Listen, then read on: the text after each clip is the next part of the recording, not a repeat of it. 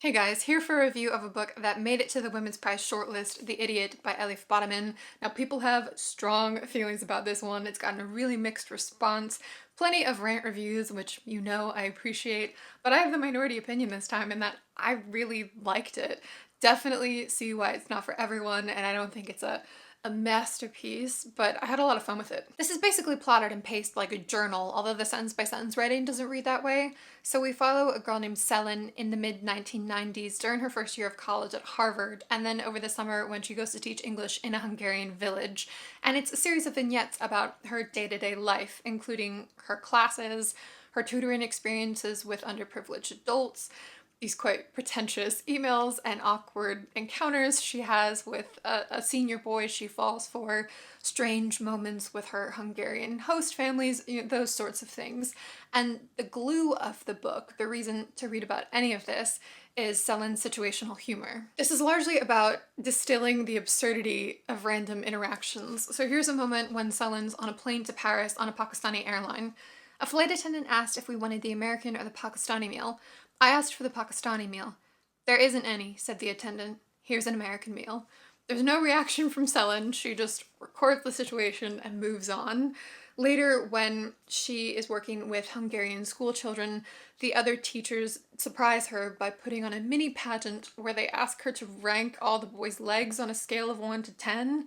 And Selin's like, how am I supposed to rank children's legs? So there are these quietly bizarre moments where if you question why something is happening, you try to trace the origins of decisions or introduce logic, you could lose your mind. One of the implied theses of this book is that why is a dangerous question that should be used sparingly.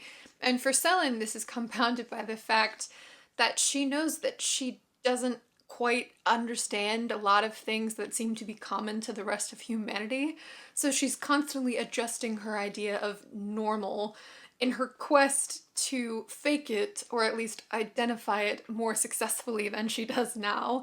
And my favorite example of this happens when she's talking to another Harvard girl who's on her Hungary program.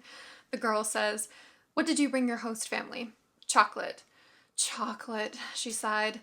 "I'm afraid I'll accidentally eat it all before I get there," I said, following the rule that you had to pretend to have this problem where you couldn't resist chocolate. The observational humor is incredibly spot on and was so funny to me, but largely because of how subdued it is. With such a smart young author, there's the worry that the humor will be of the "look how smart I am" cheeky variety, but actually it's this wonderful combination of being sharp and gentle. And I really got the sense that Bottoman doesn't care if you laugh or not. Not to say that she doesn't care about her readers, but the book mirrors its protagonist in that it accepts that it's incapable of being universally appealing, so it makes no attempt to be ingratiating. Now, before I read this, I was lucky enough to hear some book critics discussing it, and they felt it was limited by the fact that the humor is consistently amusing, that it makes you go, huh, but never moves beyond that. And I would agree with that assessment, and I'm going to talk about this book's limitations a little more later. But this brand of humor just hit the spot for me, and I've rarely seen anyone do it this well. My favorite element was an ongoing story that Selin is required to read for her beginning Russian class called Nina in Siberia, where a woman tries to track down her fiance, who's named Ivan, after his mysterious disappearance. We get complete excerpts of direct English translations, and after the first excerpt, Selin remarks, "The story was ingeniously written, using only the grammar that we had learned so far. Because we hadn't learned the dative case, Ivan's father, instead of handing the letter to Nina, had to say, 'There, on the table, is a letter.' Because we hadn't learned the verbs of motion, nobody said outright, 'Ivan went to Siberia.' Instead, Ivan wrote, 'When you receive this letter, I will be in Siberia.' The story had a stilted feel, and yet while you were reading, you felt totally inside its world, a world where reality mirrored the grammar constraints, and what Slavic 101 couldn't name didn't exist. There was no went or sent, no intention or causality, just unexplained appearances and disappearances." Ugh, I love this part for two main reasons. One, it implies that this is how all of us communicate within the constraints of our understanding and how we see the world. And two, It brilliantly reflects how the overarching story is about this bright girl repeatedly coming up against the limits of her mind and experience, and how she copes with that by being relentlessly self deprecating. There are also a few key moments that remind Selin that the world at large doesn't try to release you of those personal constraints, and that, in fact, in so many instances, people encourage you to only filter the world through your own awareness. There's a conversation she has with the school psychologist where she tells him about her general theory that humans interact with one another as though they're competing for resources.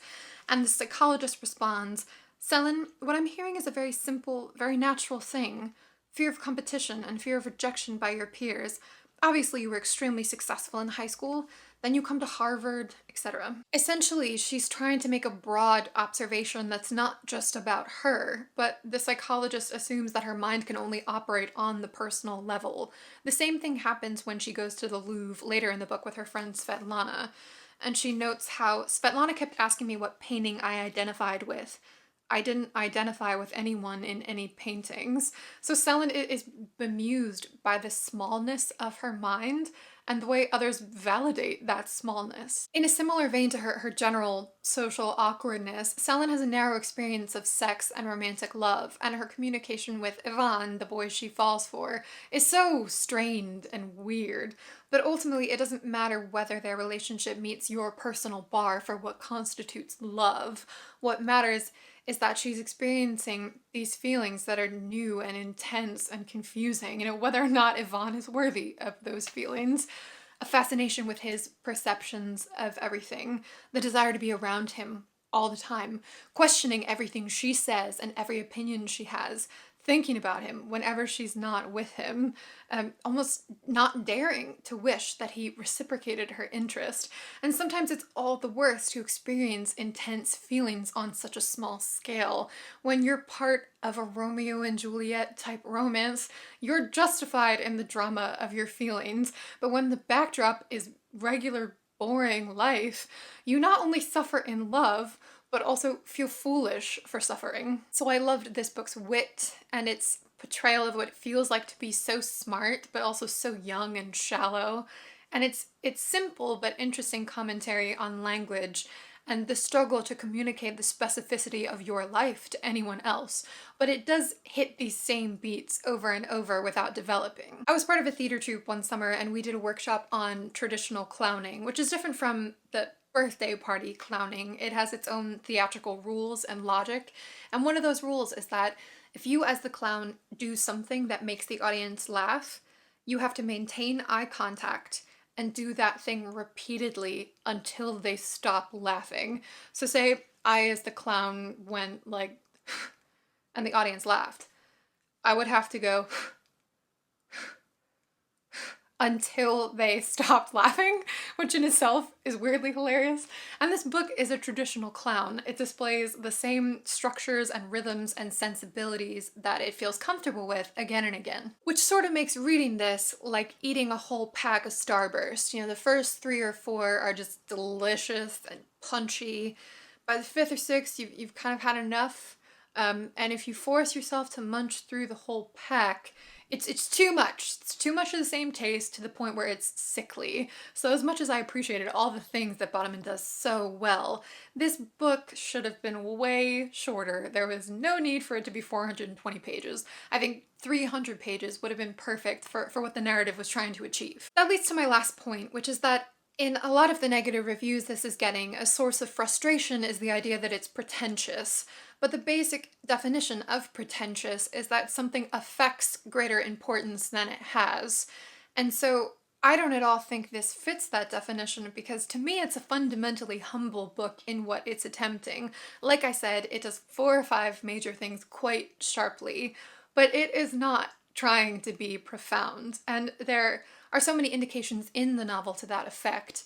In the first few pages, Selin talks about how her roommate asked her to buy a poster of Einstein for their common room, and how whenever someone passes through their room, they assume Selin idolizes Einstein, and they have some kind of commentary about it. And she usually assesses that it's not worth it to explain to them that the poster means nothing to her. Throughout this first academic year, she often tries to connect her coursework to her life, but it doesn't work. So, for example, she takes a linguistics class where they learn about the debate amongst linguists about whether or not the language you speak affects how you process reality. And Noam Chomsky and other prominent professionals virulently disagree with this hypothesis. But Selin speaks Turkish, and she muses to herself that she knows she thinks differently in Turkish than in English because of their distinct grammatical priorities. So the whole theoretical debate is pointless for her. It has no bearing on her reality. The final moment I'll bring up here was one of my absolute favorites. When Selin wins the short story competition at Harvard, she has no idea why, but she goes to a reading with the two students who got honorable mentions, and after hearing their stories, she thinks, I understood right away that although my story wasn't good, these are at least equally bad. This was partly a relief, but not entirely. Why were we all so bad at writing stories? When would we get better?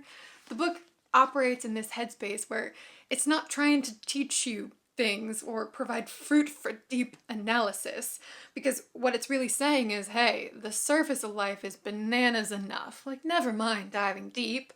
So I'm just gonna record the surreal feeling of the surface with occasional dips beneath. Essentially, if you're interested in this, read 20 pages, and if you gel with the humor and insights, keep reading, and if not, drop this book and run in the opposite direction, because otherwise you will be aggressively bored. That's an excellent phrase that I saw in a Goodreads review. Personally, I connected to Batuman's worldview and to her deadpan observations, but I don't necessarily think you should be able to compare a book that almost won the Pulitzer Prize to Pack Starbursts. So I suggest engaging with this as the openly humble creation that I think it means to be. Let me know what you think about The Idiot. Looking forward to a variety of takes, and I'll see you soon. Bye guys. Thanks for watching.